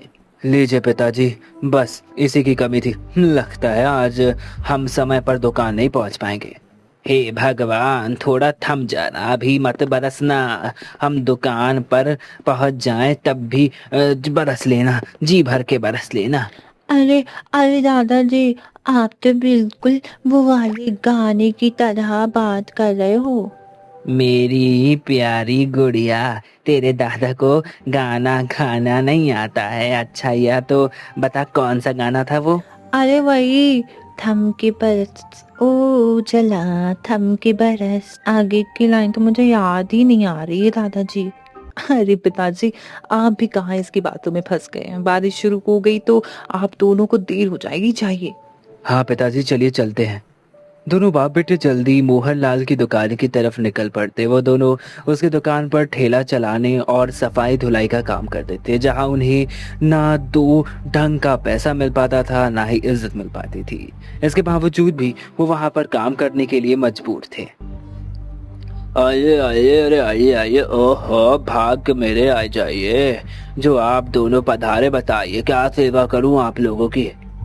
मालिक, ऐसा कहकर हमें शर्मिंदा मत करिए। रास्ते में बारिश हो रही थी, इस वजह से थोड़ी देर हो गई। आप बस जल्दी बता दीजिए कौन कौन सा सामान किसके यहाँ पर पहुँचाना है। अरे निकम्मो, अरे मैंने तुम दोनों को आज जल्दी आने को बोला था, फिर भी तुम लोगों ने इतनी देर कर दी। ऊपर से बारिश का बहाना दे रहा, और बरसात के मौसम में बारिश नहीं होगी तो क्या फूल झड़ेंगे? हाँ मालिक, आप नाराज मत होइए, जल्दी जल्दी काम बता दीजिए, हम भी ना देर करे सारा काम कर देंगे। वैसे भी बारिश का कोई ठिकाना नहीं होता, कभी भी शुरू हो सकती है, तो दुकानदारों तक माल पहुंचाना और मुश्किल हो जाएगा। अरे वाह, आप तो हमें ही ज्ञान देने लगे। लगता है आपको अपनी नौकरी प्यारी नहीं है, हाँ? तो ऐसा करते हैं, आज से आप दोनों की छुट्टी कर देते हैं। क्यों मनोज जी, ठीक है ना? मालिक, मालिक माफ कर दीजिए सेवा, मालिक माफ कर दीजिए, मेरा वो मतलब नहीं था। दया कीजिए, दया कीजिए मालिक, हमें काम से मत निकालिए, घर चलाना बहुत मुश्किल हो जाएगा। चलो ठीक है, नहीं निकालता, लेकिन ध्यान रहे आज के बाद मुझे ज्ञान देने की कोशिश मत करना। हाँ, अब जाओ, जाकर दुकानदारों तक सामान पहुंचाओ, और ध्यान रहे चीनी की बोरियां गीली ना हो पाए। मालिक, आप चिंता मत करिए, सब कुछ एकदम ध्यान से करेंगे। मोहनलाल की थोक की किराने की दुकान थी, जहां वो छोटे मोटे दुकानदारों को सामान पहुंचाया करता था। रवि और मनोज मौसम का मिजाज देखते हुए जल्दी जल्दी डिलीवरी कर रहे थे। अब बस आखिरी डिलीवरी रह गई थी कि बारिश होने लगी। तभी मोहन बोलता है, हे भगवान, सत्यानाश सत्यानाश हो गया इस बारिश का। अब बस आखिरी खेप बची थी। अब जब तक ये बारिश रुकती नहीं, तब तक हमें कैसे भी कर माल पहुंचाना होगा। क्या करे, कुछ समझ नहीं आ रहा। हाँ पिताजी, बिल्कुल सही कही। वैसे तो पिताजी, बारिश का मौसम बहुत अच्छा होता है, गर्मी के बाद थोड़ी राहत मिल जाती, लेकिन यह सब भी अमीरों के लिए होता है। हम गरीबों के लिए बारिश का दूसरा नाम आफत है, आफत। हेलो काम चोरों, अभी तक तुम लोगों ने सोहन की दुकान पर माल नहीं पहुंचाया है? वह फोन करके मुझे सुना रहा है। मालिक, वो देखिए ठेला। अरे, उनके नीचे सामान से भरा पड़ा है, लेकिन बाहर बारिश इतनी तेज हो रही है कि निकलना हमारे लिए बहुत मुश्किल हो जाएगा। सारा सामान खराब हो जाएगा। वैसे भी इसमें ज्यादातर चीनी और चावल की बोरियां है, अगर हम बाहर गए और थोड़ा सा भी पानी पड़ गया तो सब खराब हो जाएगा। अरे काम चोरों, जब तुम दोनों को मालूम है कि बारिश का मौसम है, तो हाथ पैर जल्दी चलाना चाहिए था, है नहीं तो अब अगर सोहन लाल की पेमेंट नहीं आई तो याद रखना, तुम दोनों की आज की दिहाड़ी नहीं मिलने वाली। मालिक, ऐसा जुल्म मत कीजिए, बाकी सभी माल तो हमने समय पर पहुंचा दिया था। अब सोहन मालिक के समय में बारिश हो गई तो हम क्या करें? चुप हो जा, बिल्कुल। अरे चुप हो जा, ज्यादा से बान मत चला, थोड़ा दिमाग लगाओ और यह माल सोहन लाल तक पहुंचाओ। उसका कुछ जुगाड़ लगाओ, मैं नहीं जानता। आप बिल्कुल चिंता मत कीजिए, जब तक आज हम मोहन के मालिक के यहाँ सामान नहीं पहुंचा देते तब तक हम घर नहीं जाएंगे। आज बारिश रवि और मनोज के सब्र का इम्तिहान लेने पर उतारू थी, तो वहीं दूसरी तरफ घर में सभी की हालत बहुत खराब थी। अरे माँ जी, इस बारिश ने तो सब कुछ बर्बाद कर दिया। देखिए ना, जगह जगह में पानी टपक रहा है, पूरा चूल्हा खराब हो गया है। और तो और जो थोड़ा बहुत आटा बचा रखा हुआ था वो भी खराब हो गया, उसमें भी पूरा पानी मिल गया है। क्या करे बहू, तेरे ससुर और पति की कमाई भी तो इतनी नहीं होती कि बारिश में कुछ कर पाए, बारिश से पहले छत की मरम्मत कर पाए। हर साल यही सोचते रह गए, लेकिन कुछ हो ही नहीं पाया, कुछ समझ ही नहीं आ रहा है। अरे मम्मी, अभी ये गरीबी पुराना पढ़ने का समय नहीं है। जल्दी जल्दी हम सबको बाल्टी और बर्तन को पानी टपकने वाली जगह पर लगाना होगा, नहीं तो पूरा घर तालाब बन जाएगा। अरे अरे बुआ, बन क्या जाएगा, ये तो ऑलरेडी बन चुका है। वह देखो, वह देखो, उस तरफ मम्मी के मसालों के डिब्बे पानी में तैर रहे हैं। हे भगवान, क्या आफत है। एक तो यहाँ सामान खरीदने के पैसे नहीं, ऊपर से दूसरी तरफ इस टपकती छत की वजह से जो था वो भी बर्बाद हो गया। हे भगवान, अब हम क्या करें। अरे बहू, तब की बात तब सोचेंगे, अभी तो इस टपकते हुए पानी को रोकना होगा। तू ऊपर जाकर छत पर प्लास्टिक शीट डाल दे और ऋतु घर में जमा पानी बाहर निकाल। शीला छत पर जाकर प्लास्टिक सीट बिठाती है तो वहीं दूसरी तरफ रवि और मनोज भी ठेले पर लदे हुए सामान को प्लास्टिक से अच्छी तरह से कवर कर लेते हैं। मालिक, लगता है यह बारिश आज नहीं रुकने वाली, इसीलिए हमने सामानों को अच्छी तरह से प्लास्टिक के कवर में पैक कर दिया। इसे पहुंचा रहे हैं, जा रहे हैं। इससे ये होगा कि पानी अंदर नहीं जाएगा, कुछ भी सामान खराब नहीं होगा। और आप बिल्कुल निश्चित रहिए, थोड़ी देर बाद आप सोहन लाल से पैसे मांग सकते हैं। ठीक है, जल्दी जाओ, लेकिन ध्यान रहे सामान खराब नहीं होना चाहिए। हाँ, नहीं तो तुम्हारे पैसे कटेंगे। पिताजी, बारिश के कारण सड़कों की मिट्टी एकदम चिपचिपी हो गई है, बहुत फिसलन भरी मिट्टी हो गई है। आप ध्यान दीजिएगा, सही से चलिएगा, कहीं पैर ना फिसल जाए। अरे बेटा मेरी छोड़, तू अपना ध्यान रख। एक दूसरे से बातें करते हुए, एक दूसरे को संभालते हुए सोहन लाल का सामान पहुंचाकर वह वापस आ जाते। मालिक, हमने सारा सामान सोहन जी के पास पहुंचा दिया है, वो भी सही सलामत। अब आप हम दोनों को आज की दिहाड़ी दे दीजिए ताकि हम भी घर जा सके। मालिक, अगर हो सके तो थोड़ा चावल और दाल भी दे देते ताकि बारिश में दूसरी जगह से राशन न खरीदना पड़े।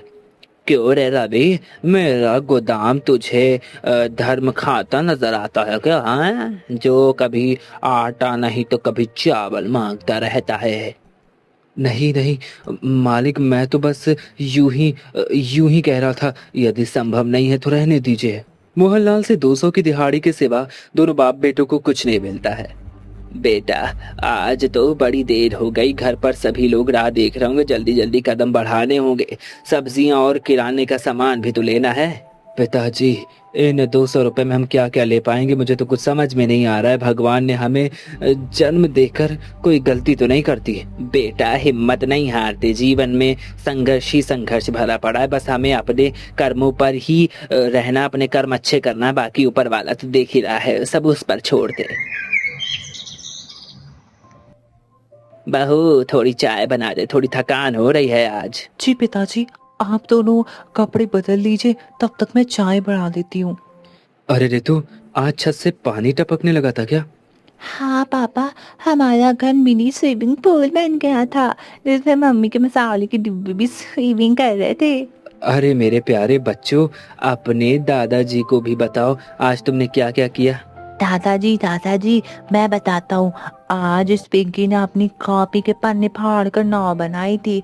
उससे ना जमे पानी में, घर में जो पानी जम गया था ना, उसमें डालकर खेल रही थी।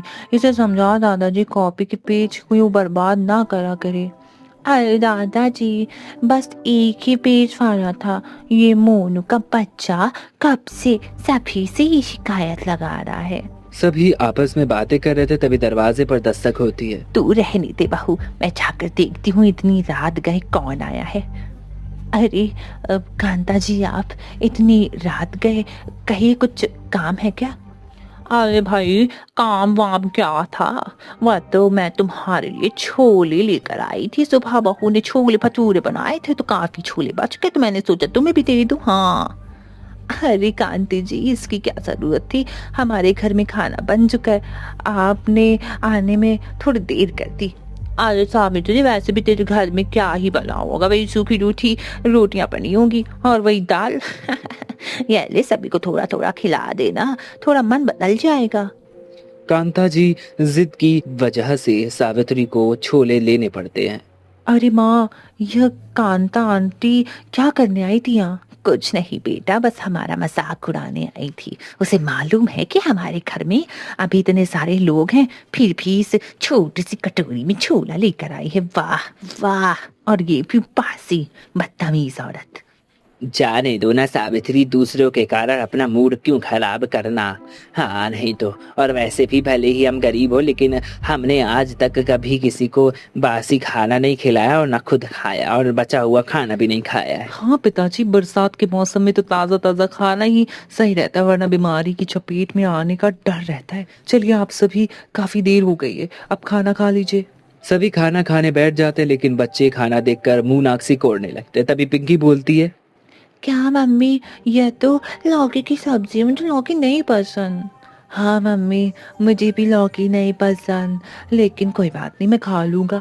और पिंकी तू भी खा ले, कल मम्मी हमारे लिए आलू के पराठे बनाएगी, आलू के पराठे, है ना मम्मी? हाँ मेरे बच्चों, जरूर बनाऊंगी आलू के पराठे। हाँ, अरे कोई नहीं, कांता काकी के छोले को हाथ तक नहीं छुआ किसी ने। हाँ ऐसा करती हूँ, मैं ही खा लेती हूँ। रितु चुपके से जाकर कांता के लाए हुए छोले खा लेती, लेकिन छोले बासी होने के कारण उसे फूड पॉइजनिंग हो जाती है और अगले दिन उसे पेट दर्द होने लगता है, उल्टियां भी होने लग जाती हैं और वो परेशान रहती है। तभी रितु बोलती है, भाभी, अरे ओ भाभी यार, बहुत तेज दर्द हो रहा है, कुछ करो ना, मेरे पेट में बहुत दर्द हो रहा है, बढ़ता ही जा रहा है। हे भगवान, क्या हो गया मेरी बच्ची को? कल रात तक तो बिल्कुल ठीक थी, आज अचानक सुबह क्या हो गया? माँ जी, मुझे लगता है कि रितु को फूड पॉइजनिंग हो गई है। अरे क्या बोला तूने, फूड पॉइजनिंग? अरे भाई, इसका क्या मतलब होता है, समझ ही नहीं आ रहा। हमारे जमाने में तो सर्दी जुकाम बुखार यही सब हुआ करता था। अरे माँ जी, फूड पॉइजनिंग का मतलब कुछ गलत खा लेना, उससे होता है ये ना, पेट में इन्फेक्शन हो जाता है, जिस वजह से पेट में दर्द होने लगता है, दस्त होने लगती है। भाभी, बहुत तेज दर्द हो रहा है, माँ को समझाती रहोगी कि कुछ करो भी प्लीज जल्दी से कुछ करिए ना, बहुत दर्द हो रहा है, बर्दाश्त ही नहीं हो रहा है दर्द मुझसे। रितु तुम चिंता मत करो, मैं अभी गर्म पानी में नींबू और सोडा मिलाकर लाती हूँ, उसे पीकर तुम्हें थोड़ा आराम मिल जाएगा। वह सब तो ठीक है, लेकिन तुम मुझे बोल रही थी गलत खाना, आखिर इसने क्या खा लिया? वो माँ, मैंने कांता काकी के लाए हुए वो छोले खा लिए थे। रितु, क्या तू छोटी बच्ची है तो तुझे अपने कुछ पता नहीं है, तुझे अपनी जीभ में कंट्रोल नहीं है? अरे अब बता रही है तू, पिता और भाई काम पर चले गए, अब तेरे लिए दवाइयाँ कौन लाएगा है? और वो भी तू सोच, दवाइयों के पैसे कहाँ से आएंगे? क्या करूँ इस लड़की का, मुझे तो कुछ समझ नहीं आ रहा। माँ जी आप परेशान मत होइए, मैंने रितु को नींबू सोडा का पानी दे दिया है, थोड़ी देर बाद ना उसका दर्द सही हो जाएगा, उससे राहत मिल जाएगी। नींबू सोडे का पानी पीकर रितु को थोड़ा सा आराम मिलता है। वहीं दोनों बच्चे बाहर खेलने में जिद करने लगते हैं। तभी मोनू, मम्मी मैं और पिंकी बाहर खेलने के लिए जा रहे हैं। ठीक है बच्चों, जाओ खेलो, लेकिन ध्यान रखना बारिश बहुत तेज है, अगर तेज बारिश हो गई तो अंदर आ जाना, ठीक है? दोनों बच्चे बाहर खेल ही रहे थे कि तभी कांता जी के घर के बच्चे भी बाहर निकल आते हैं। आ जाओ आ जाओ आ जाओ भैया, आ गया भाई, आपकी गली में गर्मा गर्म छोले भटूरे वाला आ गया। अरे भाई, एक बार खाओगे तो बार बार बुलाओगे। हाँ, आपका अपना गोपाल छोले भटूरे वाला। अरे रिंकी देख ना, छोले भटूरे वाला आया है। अरे दीपू, कल ही तो मम्मी ने छोले भटूरे बनाए थे, आज फिर से? हाँ रिंकी, मैं तो ये छोले भटूरे खाने के लिए एकदम पागल हूँ, मुझे बहुत स्वादिष्ट लगते, एकदम मुलायम और फूले फूले हैं भटूरे, देख मजा आ जाएगी। क्या कहा? छोले भटूरे वो क्या होते हैं? तुम्हें छोले भटूरे नहीं पता? अरे जाकर अपनी मम्मी से पूछो, वह तुम्हें बताएंगी कि छोले भटूरे क्या होते हैं। अरे पिंकी, कल रात आती तुम सबके लिए छोले लेकर गई थी ना, तुमने नहीं खाए क्या? तुम्हारी दादी ने तो सुबह सब बचा हुआ जो छोला था वो लाकर दिया था, और हम सब बासी खाना नहीं खाते हैं। अरे शुक्र मनाओ कि तुम्हें हम लोगों ने वो बासी वाला छोला दे दिया, वरना तुम्हें तो कुछ नहीं मिलता। ऐसी तुम्हारी औकात नहीं कि तुम छोले भटूरे खाओ। चलो रिंकी, हम दोनों चलते हैं, बड़े आए बासी खाना नहीं खाने वाले गरीब कहीं के। भैया तुमने दीपू से गुस्से में क्यों बात की? देखा, वो दोनों अपने घर चले गए। कोई बात नहीं पिंकी, मैं हूं ना, तू मेरे साथ खेल। वैसे भी पिंकी, अब हमें भी घर चलना चाहिए और गर्मा गर्म आलू के पराठे खाने चाहिए। चलो चलकर खाते हैं। लेकिन भैया, मुझे तो इस ठेले वाले के छोले भटूरे खाने हैं, देखो ना कितनी अच्छी खुशबू आ रही है। पिंकी अंदर चल। अरे बच्चों, खेल लिया तुम दोनों ने, अब आ जाओ जल्दी से, आकर खाना खा लो। दादी दादी मुझे छोले भटूरे खाने हैं। बाहर गली में ठेले वाला आया है, उसके ठेले में ना बहुत स्वादिष्ट अच्छी अच्छी कुछ कुछ आ रही, मुझे वही खाना है। अरे बेटा बरसात में बाहर का खाना नहीं खाते, नहीं तो रितु बुआ की तरह तुम्हारा भी पेट खराब हो जाएगा, है ना, दर्द होने लगेगा। माँ माँ दादी बाहर का खाना खाने को मना कर रही हैं, मुझे बाहर का खाना खाना है, तो मेरे लिए घर पर ही छोले भटूरे बना दो फिर। दीपू और रिंकी की मम्मी ने भी कल बनाए थे। तुम तो हमारे लिए कुछ नहीं बनाती हो, केवल दाल चावल रोटी सब्जी यही बनाती रहती हो। पिंकी तेरी जुबान आजकल बहुत ज्यादा चलने लगी है, चुप हो जा चुप हो जा। जो बनाए चुपचाप खा ले, वरना 2 घंटा आप लगाऊंगी, एक थप्पड़ मारूंगी जोर का, सारा जिद करना निकल जाएगा। मार लो थप्पड़, नहीं मार लो आप मुझे थप्पड़, लेकिन मुझे छोले भटूरे ही खाने हैं, मुझे छोले भटूरे ही खाने हैं। शीला गुस्से में पिंकी को एक चाटा जड़ देती है, जिसके बाद पिंकी और सोनू चुपचाप खाना खाते। वही दूसरी तरफ मोहनलाल के गोदाम में रात हो गई थी। रात हुई, बारिश की वजह से सब कुछ बर्बाद हो चुका था, पानी भर चुका था। तभी मोहनलाल चिल्लाते हुए बोलता है, अरे अभी तुम दोनों बाप बेटे थोड़ा जल्दी जल्दी हाथ चलाओ, नहीं तो सभी बोरियां शाम होने वाली है भाई, पहले दूसरे गोदाम में पहुंच जानी चाहिए। हाँ मालिक, आप चिंता मत करिए, हम काम जल्दी करेंगे। पिताजी आप केवल बोरियों को सहारा देकर उतारने का काम करिए, बाकी का बाहर ले जाने का काम और थैली में रखने का काम मैं कर लूँगा। बारिश की वजह से ज़मीन फिसलन भरी हो चुकी है, अगर कोई हादसा हो गया तो हम बहुत परेशान हो जाएंगे। रवि अपने पिता को अभी समझा ही रहा था कि मनोज जी का पैर फिसल जाता है और वह सामान लेकर नीचे गिर जाते हैं। हे भगवान, हे भगवान, हे मेरा पैर। अरे पिताजी, मैंने कहा था कि आप इधर मत आइए। देखा गिर गए ना, लाइए अपना हाथ दीजिए। आय आय हाय हाय, अरे बेटा बहुत दर्द हो रहा है। ओहो, उठाने जा रहा, अरे बाप रे, लगता है पैरों में बहुत ज्यादा चोट आ गई है। लो अब इनका नया नाटक शुरू हो गया भाई। अरे जब पैरों में ताकत नहीं है तो काम करने क्यों आ जाते। सत्यानाश कर दिया मेरे सामानों का है, नहीं तो अब इसकी भरपाई कौन करेगा। अरे मालिक शांत हो जाइए, एक तो पिताजी के पैरों में इतनी तो उससे चोट लग गई है और आपको बस अपने सामान की पड़ी है। क्या आपकी नजरों में इंसानों का कोई मोल नहीं। अरे तुम जैसे कीड़े मकोड़े को क्या किस तो पड़ी है भाई, चुप रह। वैसे भी आधी से ज्यादा दुनिया तुम जैसे कीड़े मकोड़ों से भरी पड़ी। अगर 2-4 को कुछ भी हो जाता है तो क्या फर्क पड़ता है भाई। मालिक बहुत बोल लिया आपने, आप हमें कोई मुफ्त में पैसे नहीं दे रहे, हम काम करते हैं उसके बदले में मेहनती मिलती है हमें, वो अभी आधे दाम पर। कल से हम दोनों आपकी दुकान पर कोई काम नहीं करेंगे, नहीं आएंगे हम आपकी दुकान पर काम करने। अरे जहाँ इंसानों को इंसान नहीं समझा जाता वहाँ अपना खून जला के क्या फायदा।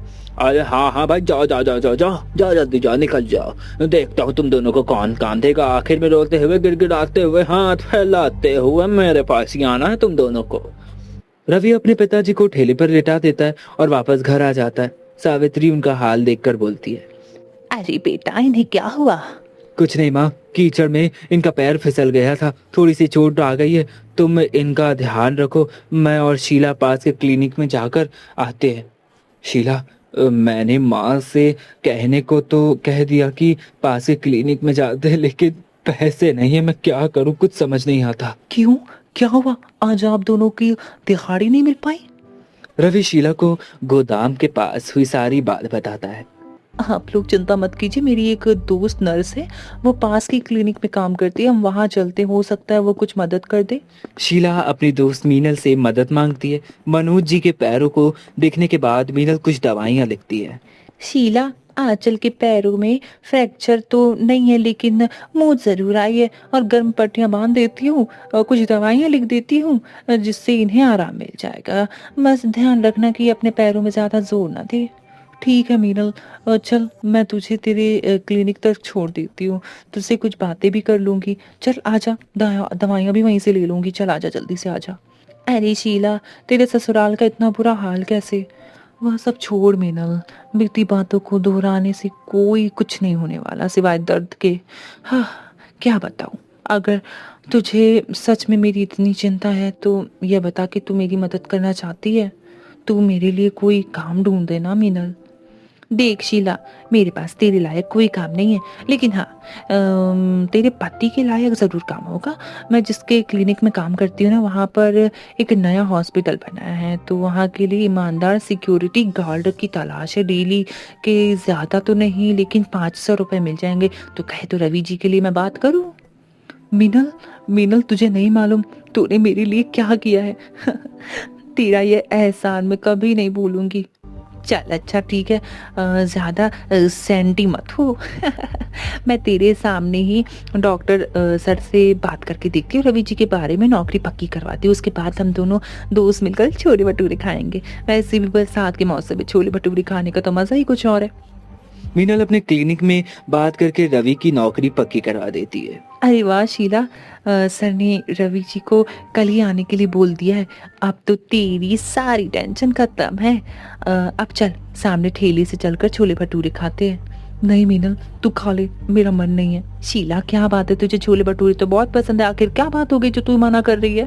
अब तुझसे क्या छुपाना, वो बात कुछ ऐसी कि घर में काफ़ी दिनों से बच्चों को छोले भटूरे खाने हैं। वो बहुत जिद करे, लेकिन पैसे की तंगी की वजह से मैं बना ही नहीं पा रही हूँ। ऐसे में कैसे भी करके मुझे, हाँ, ये क्या ही कर सकती हूँ। मैं नहीं खा सकती छोले भटूरे जब तक मेरे बच्चे नहीं खाएंगे। तो यह बात है। अच्छा सुन, पहले हम दोनों दुकान से मैदा, चने और तलने के लिए तेल खरीदेंगे, ताकि तू आज रात अपने बच्चों के लिए छोले भटूरे बना सके। उसके बाद तू मना नहीं करेगी, ठीक है।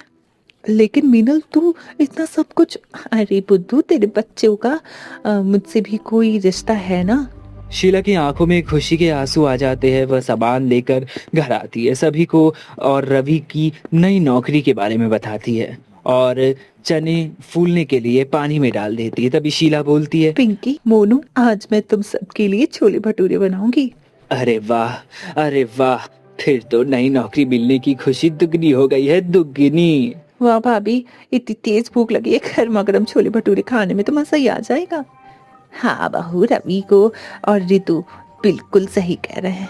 हाँ, नई नौकरी मिलने की खुशी में और बरसात में छोले भटूरे का तो मजा ही कुछ और है। आज शीला के ससुराल में सभी बहुत खुश थे। रात होती है, पूरा परिवार एक साथ बैठकर छोले भटूरे खाता है। अरे वाह, बहुत बहुत बहुत अच्छे बनाए हैं। वाह, तुम्हारे हाथों में तो साक्षात अन्नपूर्णा माँ है। उनका ही वास है। कितने स्वादिष्ट छोले भटूरे बनाए हैं, मजा ही आ गई। हाँ बहू, तेरे पिताजी बिल्कुल सही बोल रहे हैं। इतने गरम और फूले फूले भटूरे मैंने कभी नहीं खाए। अरे मम्मी, आप तो बेस्ट हो, बेस्ट। कल मैं दीपू और रिंकी को बताऊंगी कि मेरी मम्मी ने भी छोले भटूरे बनाए हैं। हाँ भाभी, मैं छोले भटूरे खाकर तो मेरा दिमाग में बस एक ही बात आई है। बोलो तो क्या बात है। भाभी, मैं यही सोच रही थी कि भैया तो कल सिक्योरिटी गार्ड की नौकरी पर जाएंगे, ऐसे में हमारा ठेला तो खाली ही रहेगा, तो क्यों ना हम उस ठेले पर छोले भटूरे बनाकर बेचें। ऐसे में कुछ इनकम भी हो जाएगी और इसके लिए आपको कहीं दूर जाने की ज़रूरत भी नहीं पड़ेगी।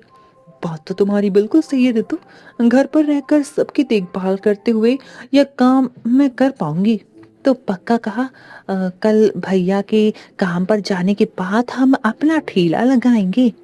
लेकिन शीला, सोच लो, तुम्हारा काम बढ़ जाएगा। अरे बहू की मदद करने के लिए हम सब भी तो हैं। हम सब मिलकर हाथ बटाकर सब काम कर लेंगे, तुझे चिंता करने की कोई जरूरत नहीं है। लगता है हमारे दिन अब सुधरने वाले हैं। अब बहू भगवान का नाम लेकर कल से छोले भटूरे बेचेगी, बिजनेस शुरू करेगी। हाँ हाँ, बिल्कुल अच्छा हो रहा है। अगले दिन पूरे मोहल्ले में शीला के बनाए हुए छोले भटूरे की खुशबू फैल जाती है। अगल बगल से लोग बारिश में गरमा गरम छोले भटूरे खाने के लिए शीला के पास आने लगते। तभी कांता बोलती है, अरे ताऊ जी, तूने बताया नहीं तेरी बहू इतना स्वादिष्ट छोले भटूरे बनाती। वाह भाई, मजा आ गया खाकर। ऐसा करो शीला, मुझे भी 2 प्लेट छोले भटूरे पैक कर दो। जी आंटी, मैं छोले भटूरे पैक कर देती हूँ। कुछ समय बाद ऐसे ही बीतने लगता है और धीरे धीरे शीला का बिजनेस इतना ज़्यादा बढ़ जाता है कि वो मून रोड पर दुकान लगाने लगती है और अच्छा खासा ढाबा खोल लेती है और खूब पैसा कमाती। इस तरह से अपने ससुराल को बारिश में छोला भटूरा खिलाने के सपने से शुरू हुआ शीला का यह सफ़र अपने खुद के छोले भटूरे के ढाबे में जाकर खत्म होता है।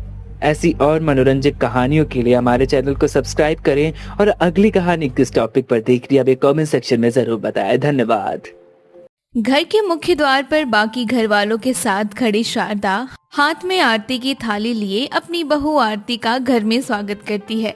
लेकिन जैसे ही आरती की नजर घर पर पड़ती है वो चौंक कर कहती है, हे भगवान, ये क्या, इतना पुराना और टूटा फूटा घर। बहू, ये घर हमारे दादा परदादा के जमाने का है बेटा।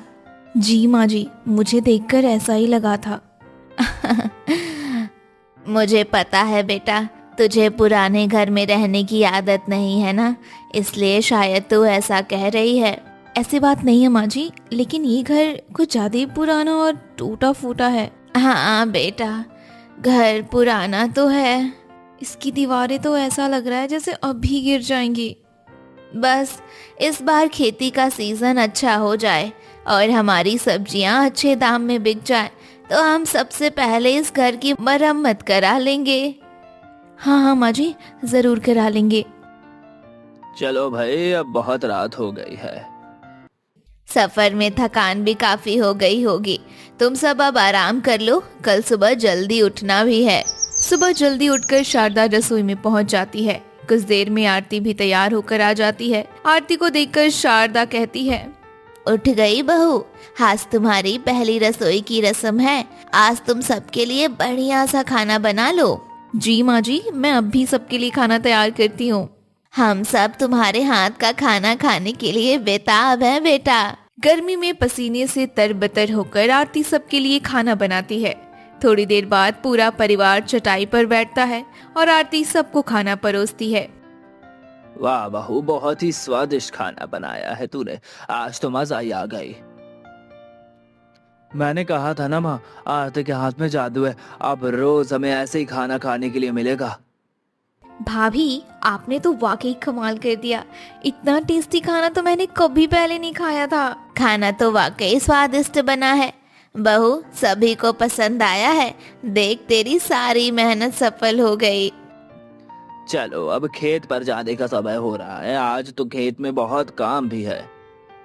हाँ चलते हैं पापा, हमें शाम तक लौट कर भी तो आना है। बहू, आज तुम भी हमारे साथ खेत पर चलो ना। हाँ भाभी, वैसे भी आप घर पर अकेली क्या करोगी, खेत देखोगी तो आपका भी मन बहल जाएगा। हाँ हाँ, मैं भी आप लोग के साथ चलती हूँ ना, मुझे भी अपने खेत देखने का बड़ा मन है। तपती धूप में चलते हुए सब खेत पहुँचते हैं। खेत के बीच में एक पुराना नीम का पेड़ होता है जिसके नीचे एक चारपाई रखी हुई है। राजेश आरती से कहता है, ये हमारे दादा परदादा के ज़माने के खेत है। वैसे थोड़े से ही खेत है ये, लेकिन बस इन्हीं खेतों से ही हमारी रोजी रोटी चलती है। वाह, यहाँ तो कितनी सारी सब्जियां उगी हैं। मुझे तो लगा था कि बस कुछ ही सब्जियां होंगी। भाभी देखो, वहाँ गोभी लगी है, इधर आलू है और उस तरफ मटर और टमाटर। हम सब ने मिलकर उसे उगाया है, इसलिए यहाँ की सब्जियां इतनी फ्रेश होती हैं। शहर में तो बस मुरझाई हुई सब्जियां मिलती हैं। अब तो तुम्हें रोज ताज़ा ताज़ा और अच्छी अच्छी सब्जियां खाने को मिलेंगी। हाँ बहू, हम तो अपने खेत की ही सब्जियां खाते, ताजी सब्जी का स्वाद ही अलग होता है। आरती सबके साथ खेत में काम करती है। शाम को सब्जियां लेकर सब घर आते हैं और आरती कहती है, माँ जी आप आराम कीजिए, मैं सबके लिए खाना बना देती हूँ। अरे बेटा, तू रहने दे, तू भी तो थक गई होगी ना। हाँ माँ जी, लेकिन आज खेत की ताजी ताजी सब्जियों से अच्छी सी सब्जी बनाऊंगी तो सारी थकान दूर हो जाएगी मेरी। ठीक है, जैसी तेरी मर्जी। आरती चूल्हे पर खाना चढ़ाती है। कुछ देर में अचानक हवा का रुख बदलने लगता है। हे भगवान, ये हवा कितनी तेज चल रही है। बाहर धूल भरी तेज आंधी चल रही है ना बहू, हवा भी इतनी तेज है कि खिड़कियां तो मानो टूट ही जाएंगी। हे भगवान, देखिए काले बादलों के कारण बाहर कितना अंधेरा भी हो गया है। हाँ लगता है तूफान आने वाला है। क्या तूफान आने वाला है? आरती फटाफट खाना बना लेती है और घबराई आवाज में शारदा से कहती है, माँ जी, खाना तैयार है, सब जल्दी जल्दी खाना खा लो, मुझे तो बहुत डर लग रहा है। अरे बेटा डरो मत, यहाँ तूफान तो आते जाते रहते हैं, कुछ नहीं होगा। कुछ देर बाद तूफान शांत हो जाता है। शारदा गहरी सांस भरकर कहती है, चलो आप सब शांत हो गया, लेकिन क्या माँ जी? भाभी, कुछ दिन बाद फिर से तूफान आ सकता है।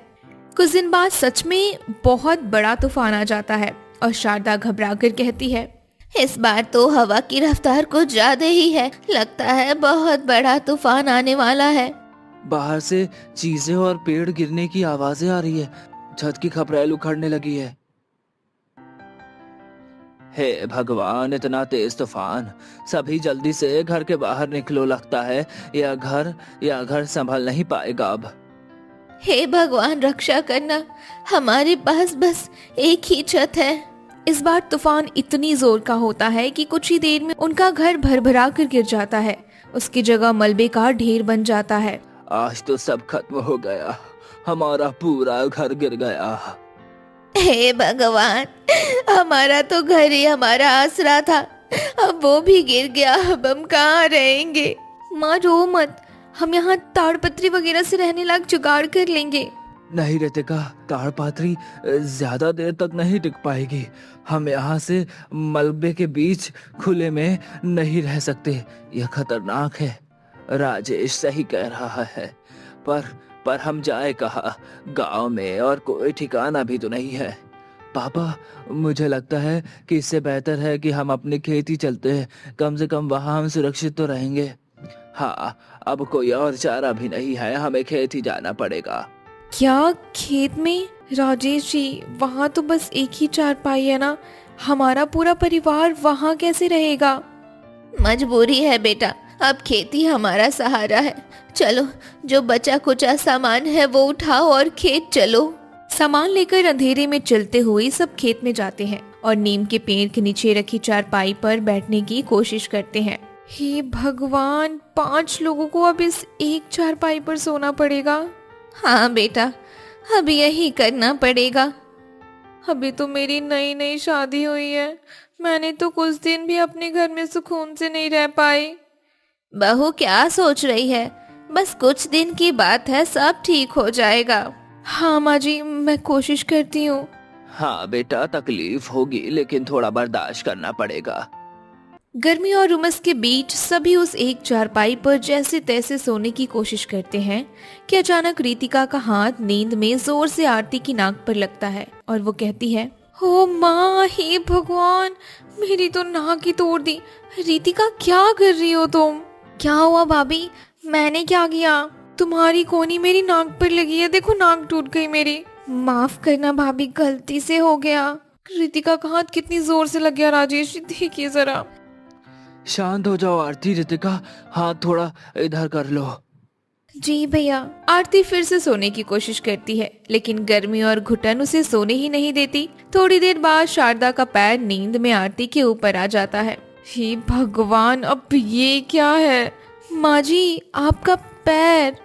माफ करना बेटा, जगह ही इतनी कम है, क्या करूं, तुम सोने की कोशिश करो। यहाँ तो मैं सो ही नहीं सकती, कभी हाथ लग रहा है तो कभी पैर, और गर्मी से मेरा दम घुट रहा है।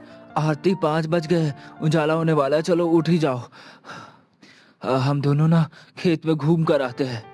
ठीक है, चलिए, वैसे भी यहाँ लेटने का कोई फायदा नहीं है। हाँ चलो, ताजा हवा में तुम्हें थोड़ा अच्छा लगेगा। राजेश और आरती बातें करते हुए खेत की पगडंडियों पर चलते हैं। गुस्सा ठंडा होने के बाद आरती कहती है, राजेश जी, मैं यहाँ से थोड़ी धनिया और मिर्ची तोड़ लेती हूँ, आज खाने के साथ ताजी चटनी बनाऊंगी। ये हुई ना बात, चलो मैं तुम्हारी मदद करता हूँ।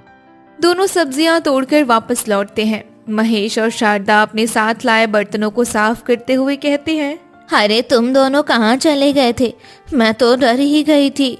माँ जी, हम बस ताजा हवा खाने थोड़ा बाहर घूमने चले गए थे। अच्छा किया बेटा, वैसे भी उमस हो रही थी।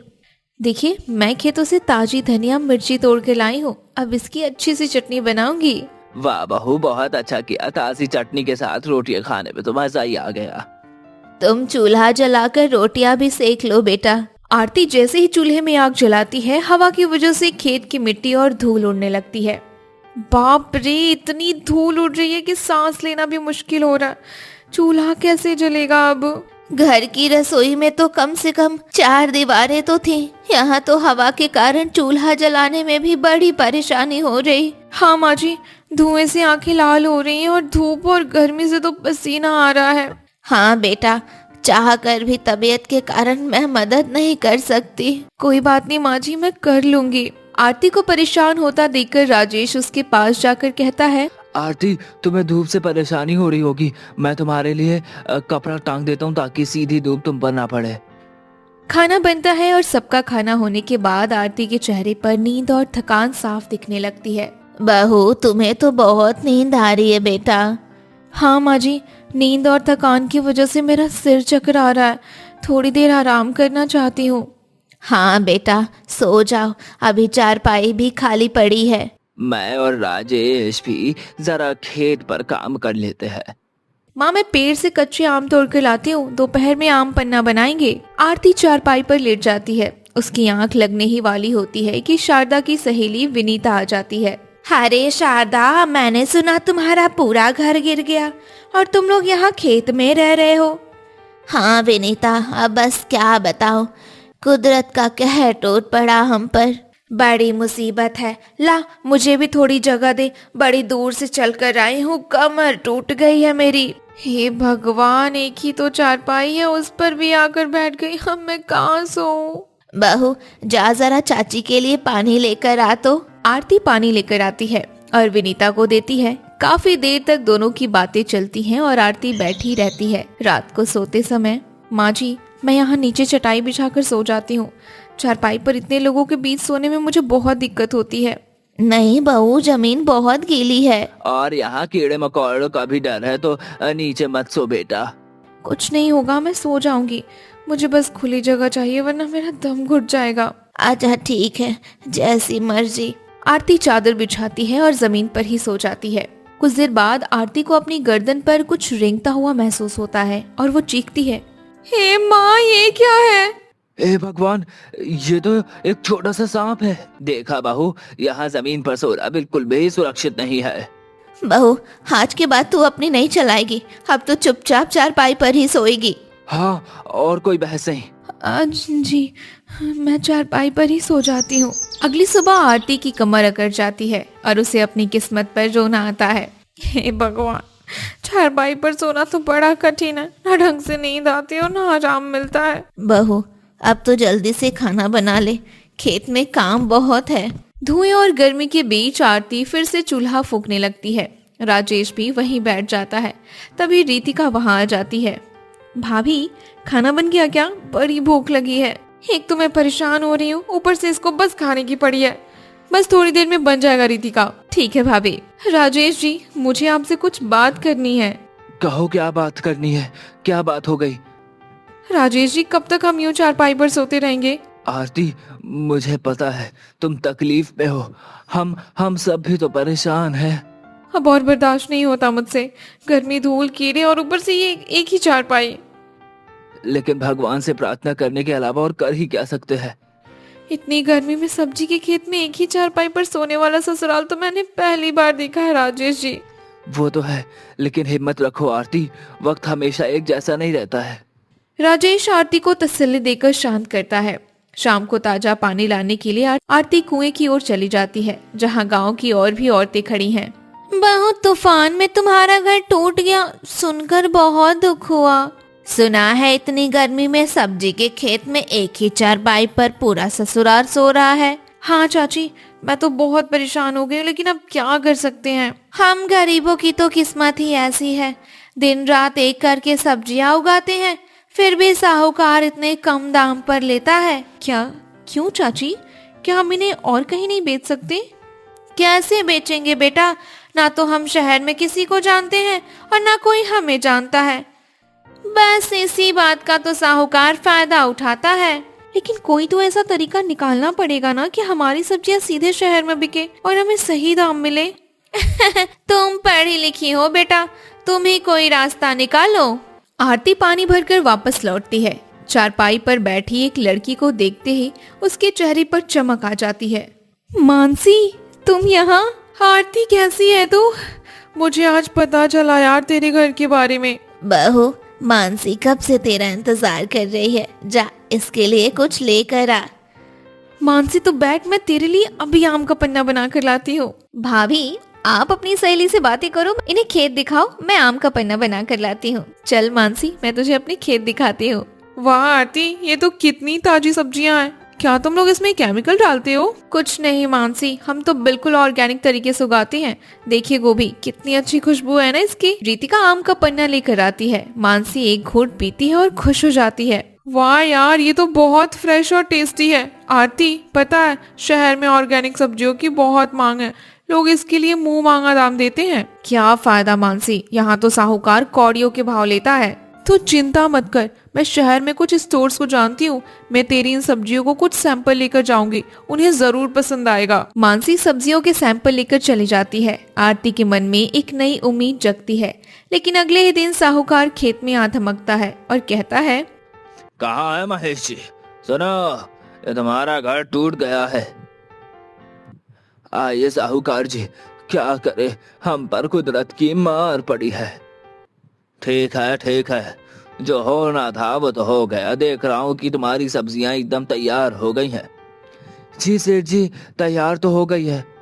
तो फिर कल ही अपने आदमियों को मैं भिजवाता हूँ लेने के लिए। साहूकार जी, सब्जियां तो तैयार हो गई हैं, पर इस बार जरा रहम करना। हाँ सेठ जी, हमारा घर गिर गया, सिर छिपाने की जगह नहीं है। इस बार थोड़े ज्यादा पैसे दे देना।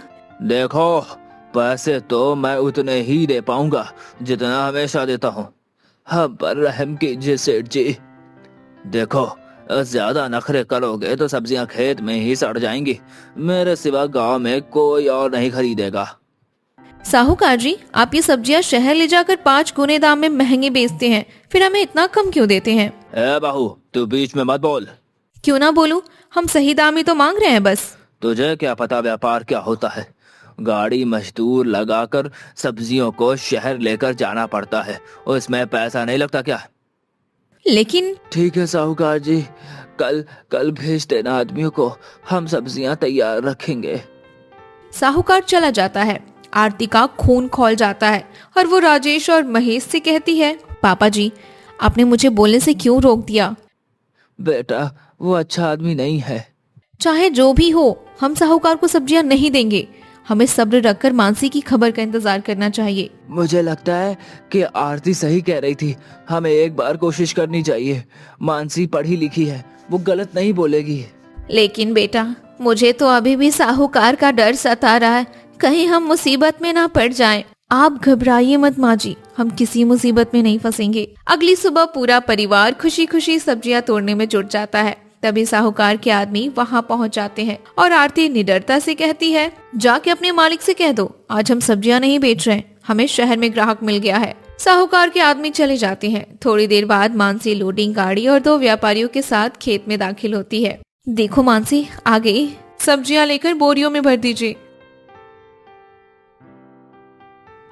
क्या हो रहा है यहाँ? तुम्हारी इतनी हिम्मत की किसी और को माल बेच दिया?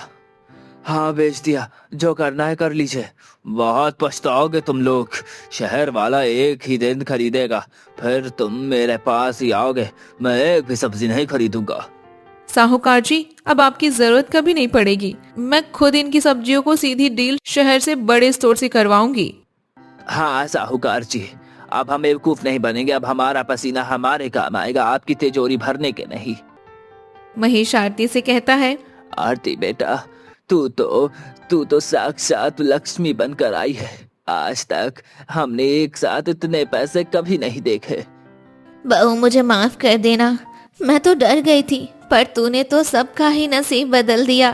भाभी, अब तो हम पक्का घर बनाएंगे और मेरे लिए एक अलग कमरा भी। हाँ रितिका, सबका अपना कमरा होगा और हम अब उस चारपाई को अपने आंगन में शान से रखेंगे, ताकि हमें याद रहे कि हमने कैसे संघर्ष किया था। कुछ ही महीनों में खेत के पास एक पक्का मकान खड़ा हो जाता है। अब गर्मी की दोपहर में कूलर की हवा चलती है और पूरा परिवार खेत की ताजी सब्जियां खाता है। ये तो सही बात है, ये हम सबकी मेहनत का नतीजा है माँ जी और पापा जी। हमने हमने दिखा दिया कि अगर परिवार साथ हो और सोच सही हो तो घर में सारी मुश्किलें खत्म हो सकती है, हर मुश्किल का रास्ता निकल सकता है।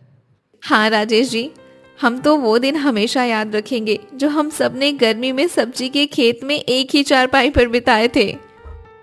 हाँ, जिसकी वजह से हमें मेहनत करने की प्रेरणा मिली और परिवार की कीमत भी पता चली।